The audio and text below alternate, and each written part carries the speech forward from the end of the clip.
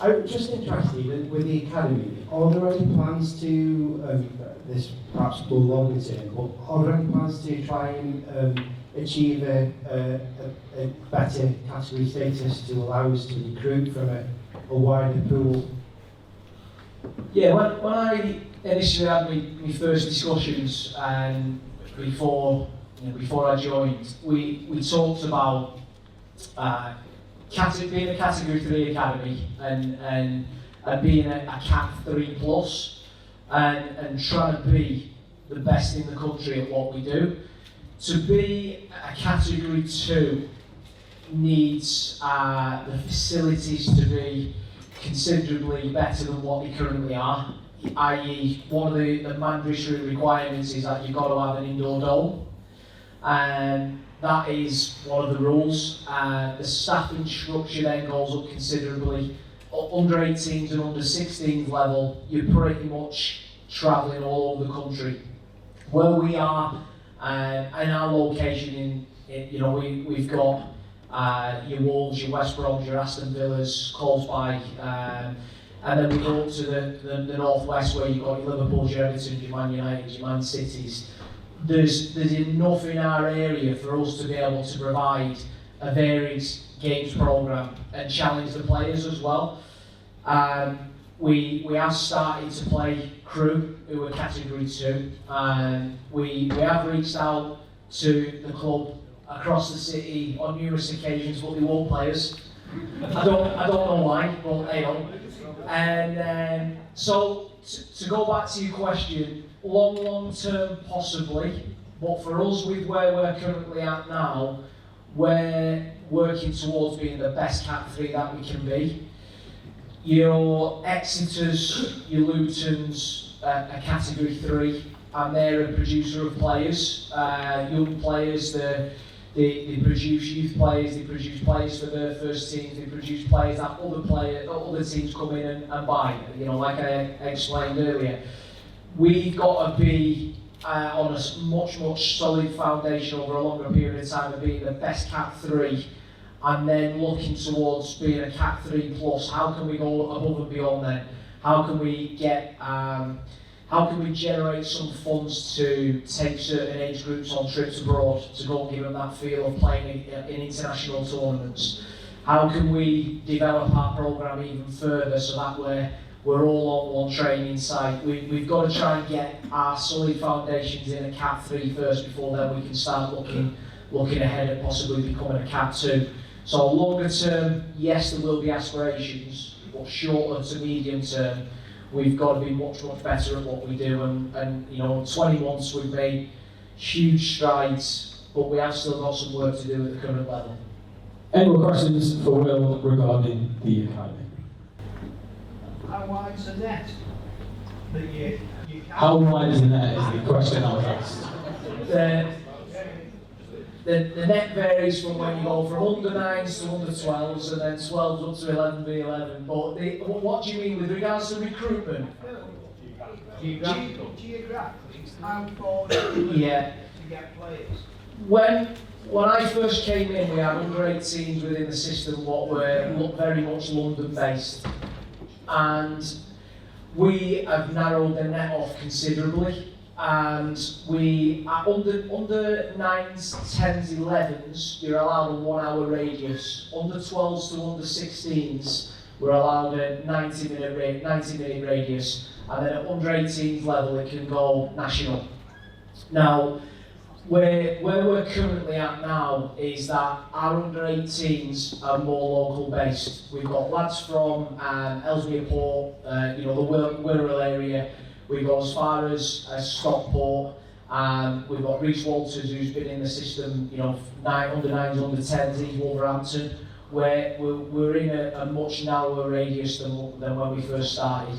We want local players. The amount of local recruitment the amount of local recruitment that we do now is through the roof compared to going the breadth of the country. There's enough talent in the city and beyond to be able to recruit local players, and that's what we're doing.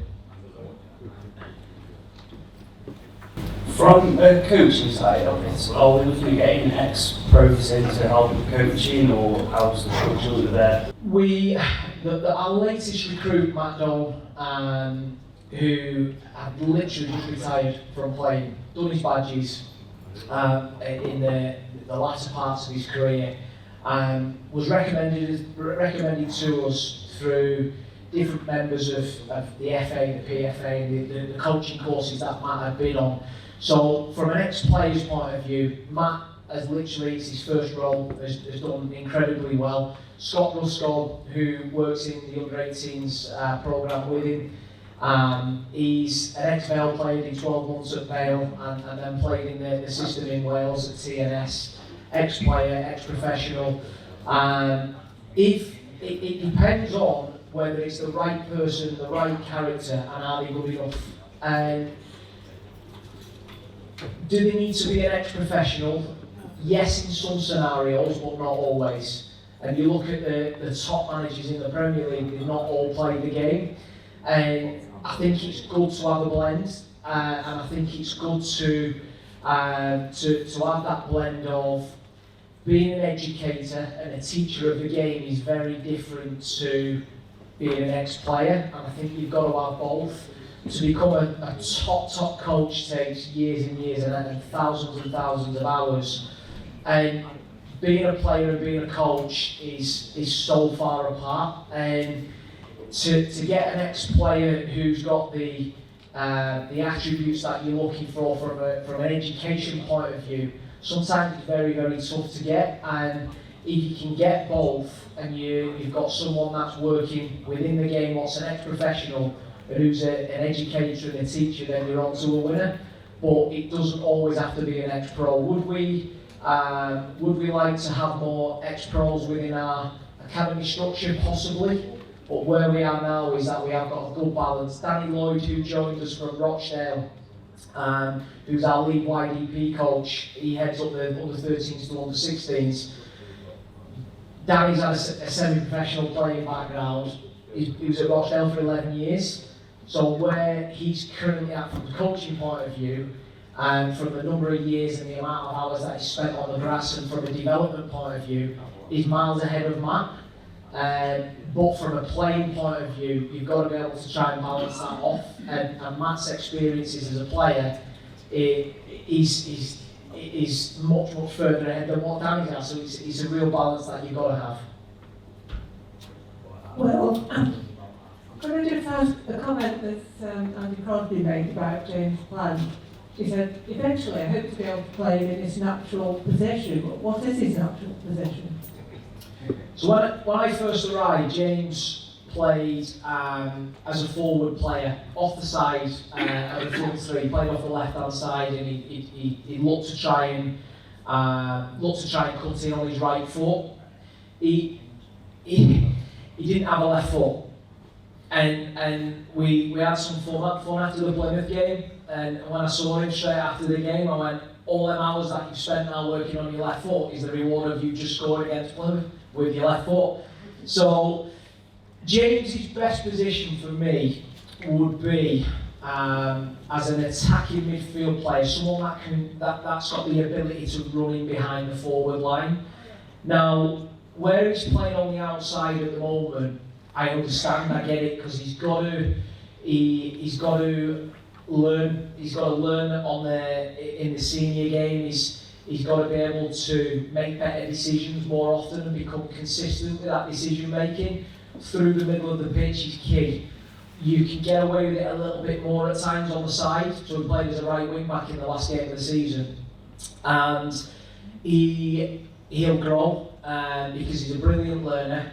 But my honest opinion is I think that he could be a number 8 or an attacking 10, what can run beyond that forward line because of his running capacity.